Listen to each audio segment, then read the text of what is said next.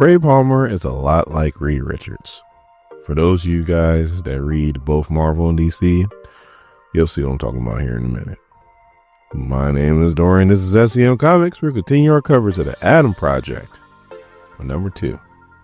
Our story starts off with Ray and Ryan in the microbial plane. Now, the difference between Ray and Ryan is just in the way that they look at Captain Adam.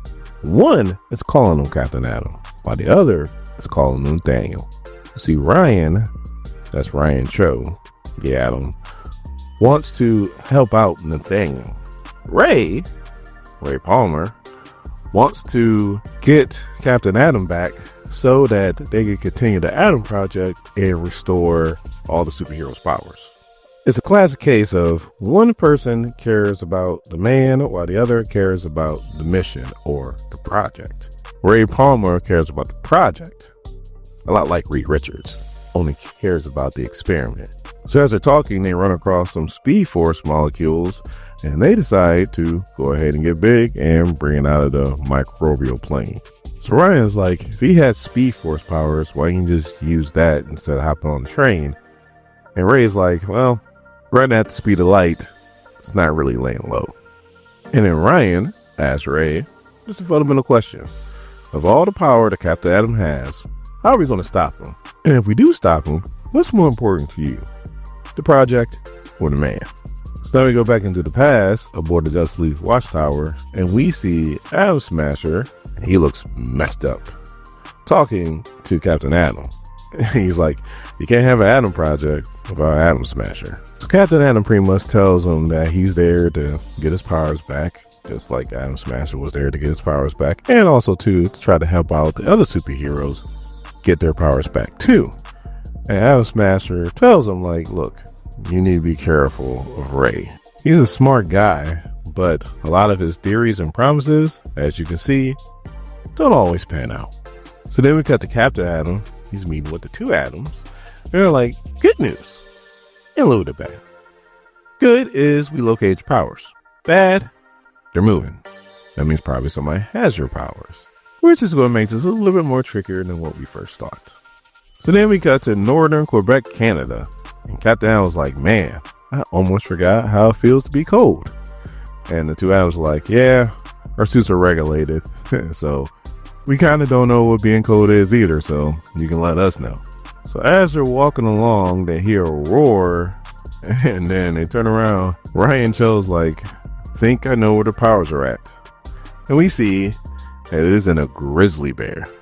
And then we cut to present time where we see Captain Adam sneaking into a government facility. It's an undisclosed location in Washington, D.C., and we see this female scientist, and she is pissed off because the armed guards are interrupting her experiment and she wants them to get the hell out of there. Well, as they leave, one of the soldiers comes back and wants to ask her a question. She's like, do I need to shoot you? And he's like, well, you can try, doctor. But then he turns to Captain Adams like, I don't think this is going to be effective.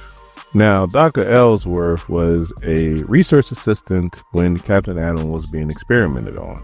And she knows what happens in Captain Adams. And, of course, she tries to justify what happened. And Captain Adams was like, look, stop with the justification. Like, it's always something. National emergency, public crisis, protect the public. It's always something. Why can't you just say that you got the power and you want to use it? So then the doctor's like, well, if you want me to help you boost your powers, and he's like, no, I don't want that. I actually want you to help me destroy these powers. Then we go back in the past where you got all the Adams are running from this superpower grizzly bear. And as the two Adams are talking, Captain Adam's like, hey guys, remember one thing. I don't have any superpowers and this thing is dead on my ass.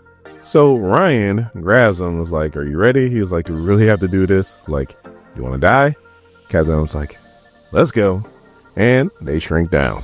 Now, to Ray Palmer's credit, he's an asshole, but at least he's a tech action asshole. He shrinks down, shrinks back up, and punches the bejesus out this grizzly bear.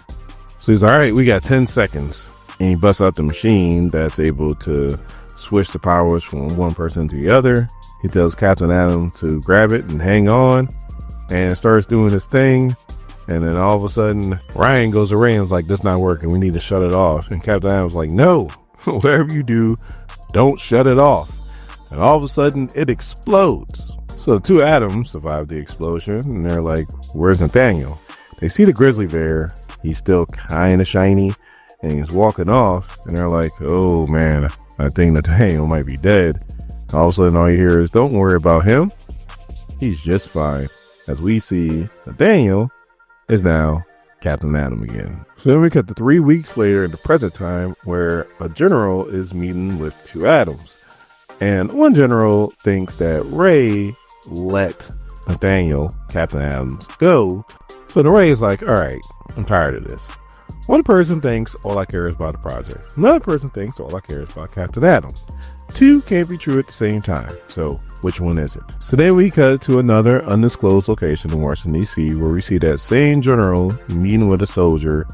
And it was like, "So how'd it go with the Justice League?" And he's like, "Same old, same old. They trust us just as much as we trust them," which is not at all.